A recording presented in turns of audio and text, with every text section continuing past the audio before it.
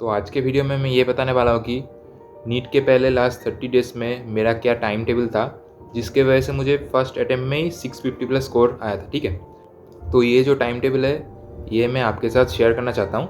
पर इसका मतलब ये नहीं है कि आप इस टाइम टेबल को ही ब्लाइंडली फॉलो कीजिए। ऐसे बहुत लोग होते हैं कि वो लोग रात में पढ़ना पसंद करते हैं, जिन रात में उनका ब्रेन ज़्यादा एक्टिव रहता है। ठीक है, और ऐसे बहुत लोग हैं जिनका दिमाग ज़्यादा चलता है मॉर्निंग के टाइम में। ठीक है, तो वो लोग सुबह जल्दी उठ के फिर पढ़ाई करते हैं। ठीक है, तो मैं आपको अपना टाइम टेबल इस वीडियो में बताऊंगा। ठीक है, तो आप उससे उसके हिसाब से ही आप वो मतलब उसको फिर मैनेज कीजिएगा। ठीक है, जिस टाइम टेबल में आप कंफर्टेबल है। ठीक है, तो आपको खुद का टाइम टेबल खुद से बनाना पड़ेगा। ऐसा नहीं कि मतलब मैं जो करता हूँ या फिर और भी दूसरे जो टॉपर्स करते हैं उनका टाइम टेबल ब्लाइंडली फॉलो कीजिए और आपको रिजल्ट मिलेगा। ऐसा नहीं, आपको अपना टाइम टेबल खुद बनाना पड़ेगा। ठीक है, पर हाँ, जो एक इम्पॉर्टेंट चीज़ है, मतलब 2 to 5 के बीच जो टाइम है दिन के, उस टाइम में आपको अपना ब्रेन को सबसे ज़्यादा एक्टिव रखना पड़ेगा। ठीक है, मतलब हाईली अलर्ट उस टाइम पे आपको रहना पड़ेगा, क्योंकि वही जो 3 आवर्स का टाइम है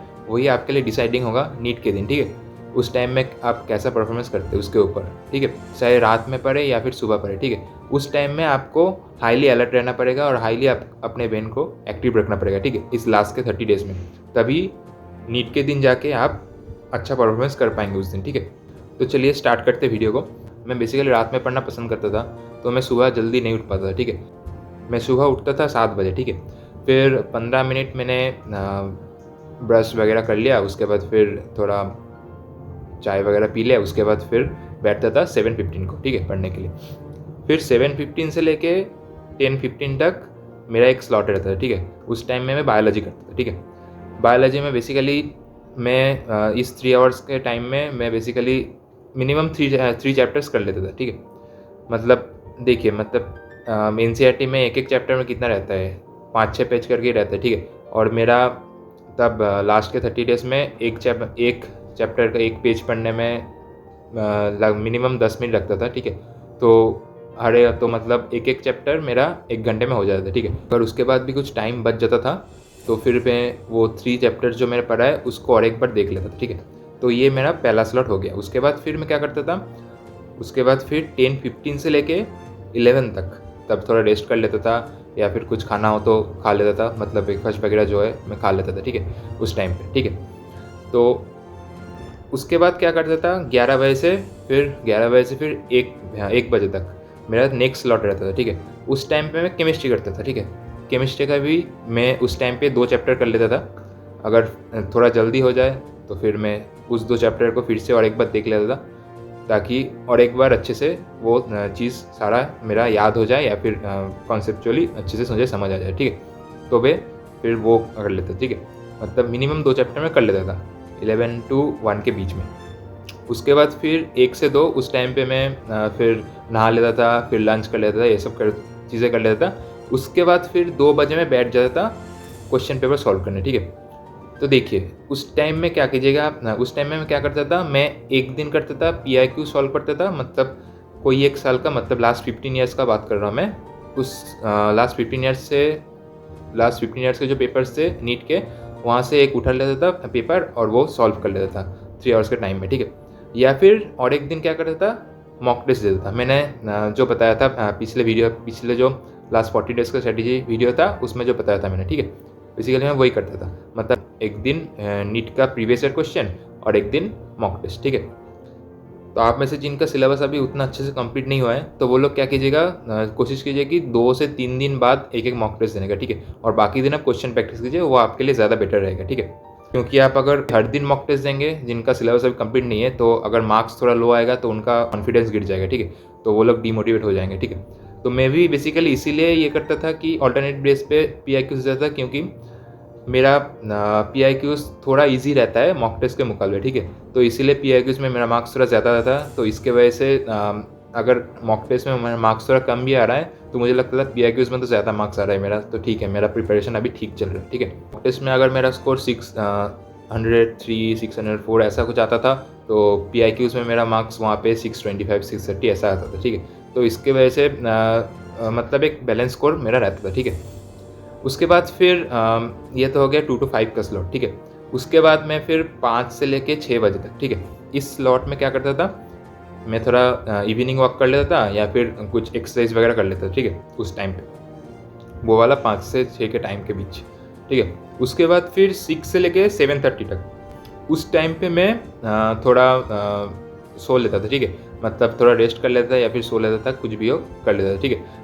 उसके बाद फिर 7:30 से लेके 7:45, उस टाइम पे मैं चाय फिर स्नैक्स वगैरह कुछ कर लेता। उसके बाद फिर मेरा नेक्स्ट स्लॉट रहता था 7:45 से लेके 8:45 तक, ठीक है। वो 1 घंटे में क्या करता था, मैं पेपर एनालिसिस करता था, मतलब जो मॉक टेस्ट दिया था उसका एनालिसिस करता था, या फिर जो PIQs का पेपर दिया था मैंने उसका फिर थोड़ा एनालिसिस कर लेता था, मतलब PIQs में मैंने क्या क्या गलत किया है, फिर क्या क्या और क्या क्या चीज़ मतलब सिली मिस्टेक क्या हुआ है, वो सब मैं देख लेता था उस 1 आवर टाइम के बीच में, ठीक है। उसके बाद मेरा फिर स्टार्ट होता था 8:45 से लेके 10:15 तक, ये 1.5 घंटे मैं फिर फिजिक्स रिविजन कर लेता था, और 1.5 घंटे मैं हर दिन लगभग 2 चैप्टर कर लेता था, ठीक है। मतलब लास्ट के 30 डेज में मैंने फिजिक्स में क्या किया है मैं बताता हूँ। मैंने सिर्फ ज़्यादातर फार्मूलाज को रिविजन किया है, और थोड़ा और जो कॉन्सेप्चुअल कुछ चीज़ें हैं वो सब थोड़ा रिविजन किया है, ठीक है। ऐसा नहीं कि मतलब पूरा मैं शुरू से लेके बैठ के मतलब फिजिक्स पढ़ने बैठ रहा हूँ, ऐसा नहीं। मतलब वो सारा चीज़ आपका पहले हो जाना चाहिए, मतलब आप अगर 650+ कोर करना चाहते हैं, ठीक है। अगर जिनका उतना अच्छे से फिजिक्स नहीं हुआ है तो उनके लिए मैंने अलग से एक वीडियो बनाया हाई वेटेज चैप्टर का, तो वो सब चैप्टर आप पहले कीजिए, मतलब पहले से शुरू से ही आप रिवीजन करने मत बैठिए, ठीक है। वो सब चैप्टर पहले कीजिए तो आपको मतलब आप उस चैप्टर से ही ज़्यादातर मार्क्स स्कोर कर पाएंगे, ठीक है। और जिनका रिवीजन अच्छे से हो गया है पहले, तो वो लोग अभी सिर्फ फार्मूला से रिवीजन कीजिए, और कुछ जो कॉन्सेप्चुअल चीज़ें हैं वो थोड़े रिवीजन कर लीजिए, ठीक है। तो मेरा वो 1.5 घंटे के टाइम में, मतलब 8:45 से लेके रात को 8:45 से लेके 10:15 तक मेरा 2 चैप्टर फिजिक्स का हो जाता है, ठीक है। फिर 10:15 से लेके 11 तक मैं थोड़ा रेस्ट करता था। उसके बाद फिर उसी टाइम पे मैं अपना डिनर भी कर लेता था, ठीक है। तो ये हो गया 45 मिनट्स का एक ब्रेक हो जाता था वहाँ पे। उसके बाद फिर 11 से लेके 1 बजे तक, ठीक है। उस टाइम पे मैं क्या करता था, मेरा वो वाला टाइम थोड़ा वेरिएबल था, ठीक है। मतलब उस टाइम पे मैं कभी थोड़ा बायो रिविजन कर लेता था, कभी थोड़ा फिजिक्स रिविजन कर लेता था, कभी थोड़ा केमिस्ट्री रिविजन कर लेता था। मतलब उस दिन मैंने जो रिविजन किया है उसको भी थोड़ा देख लेता था, ये भी हो सकता था। या फिर मैं उस टाइम पे कभी कभी क्वेश्चन भी प्रैक्टिस कर लेता था, ठीक है। तो वो वाला पार्ट थोड़ा वेरिएबल है।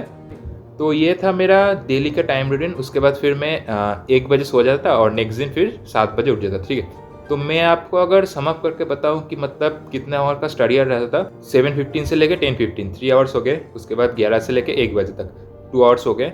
उसके बाद फिर 2 से 5 3 आवर्स हो गए। पहले टोटल कितना हो, 8 आवर्स हो गए आपका। उसके बाद फिर 7:45 से लेके 8:45 1 घंटा। उसके बाद 9 आवर्स हो गए। 8:45 से लेके 10:15 1.5 घंटे हो गए, मतलब 10 आवर्स 10.5 आवर्स का प्राय आपका हो गया। उसके बाद 11 से 1, ठीक है, 2 आवर्स। तो आपका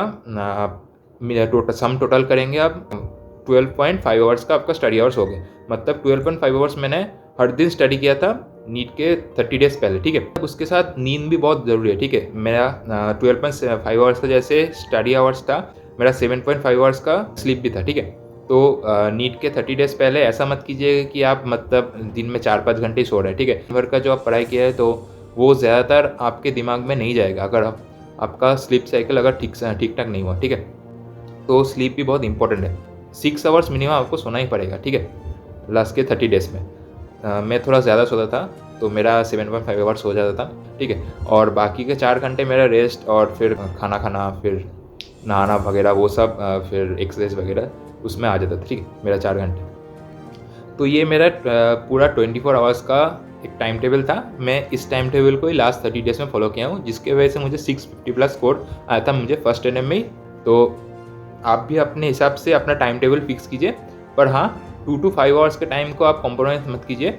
उस टाइम में आपको पेपर सॉल्व करना है, ठीक है। हर दिन आपको उसी टाइम पे पेपर सॉल्व करना है, क्योंकि हम लोगों का एक आदत रहता है कि 2 to 5 के बीच में सोने का, ठीक है। तो ये आपको, मेरा भी आदत था पहले। तो मैं लास्ट के 30 डेज में उस टाइम पे मैं ही सो के मैं थोड़ा 6 to 7:30 के बीच में सोता, ठीक है।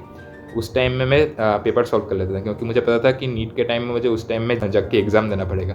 तो उस टाइम को मैंने पेपर सॉल्व करने के लिए फिक्स किया था, ठीक है।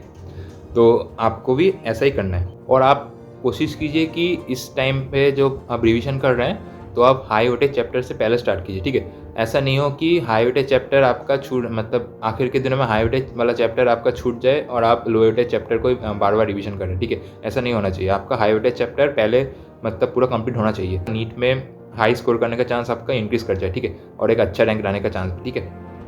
तो हाई वेटेज चैप्टर से आपको पहले रिवीजन स्टार्ट करना है, ठीक है।